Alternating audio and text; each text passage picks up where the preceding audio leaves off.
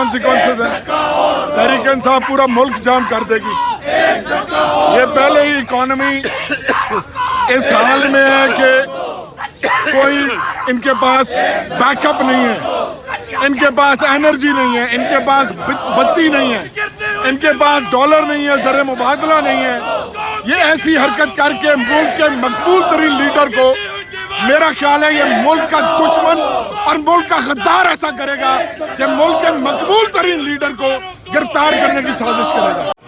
इस वक्त हम ज़मान पार्क में इमरान खान साहब की रहाइशगाह पर मौजूद हैं। आज हमें खबर मिली थी कि जो मोहसिन नकवी साहब जरदारी साहब के जो मुंह बोले बेटे हैं, जिनको निगरान वज़ीर आला मुकर्रर किया गया है, उसके हुक्म के ऊपर पुलिस खान साहब को गिरफ़्तार करना चाहती है। तो चंद मिनटों के अंदर सैकड़ों हज़ारों की तादाद में नौजवान कारकुनान और तहरीक इंसाफ के जो ज़ुम्मेदारान अहदेदारान हैं वो ज़मान पार्क पहुँच गए।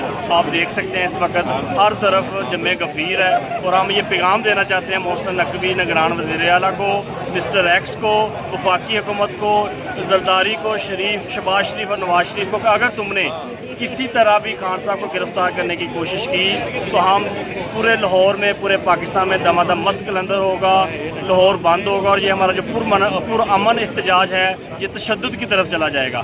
आप जो मर्ज़ी करो, हमारा एक ही मुतालबा है कि हमें फ्री एंड फेयर इलेक्शन दिए जाएँ। जल्द अज जल्द पंजाब असम्बली का, KP की असम्बली का और वफाकी हुकूमत का इलेक्शन हो, ताकि अवाम जिसको भी फ्रेश मैंडेट दे वो आके पाकिस्तान को इन मुश्किल हालात से निकाले। लेकिन अगर आप इसके बदले में हमें डरा कर, धमका कर, लाठी से, गोली से, जेलों से, हथकड़ियों से हमें डराना चाहते हैं और आप ये समझते हैं कि हम डर जाएंगे और हम अपने मुतालबे से पीछे हट जाएंगे, तो ये आपकी खाम ख्याली है। आप जो मर्जी हथकंडे इस्तेमाल करो, आपको हर सूरत मुंह की खानी पड़ेगी। जीत अवाम की होगी, क्योंकि अवाम ही असल ताकत का सरचश्मा है। तो मैं आपको ये पैगाम देना चाहता हूँ कि हम इमरान खान के सिपाही हैं, हम इमरान खान के साथ खड़े हैं। हम हर सूरत में इमरान खान का दिफा करेंगे, उसके लिए बेशक हम अपनी जानों का नजराना क्यों न पेश करना पड़े।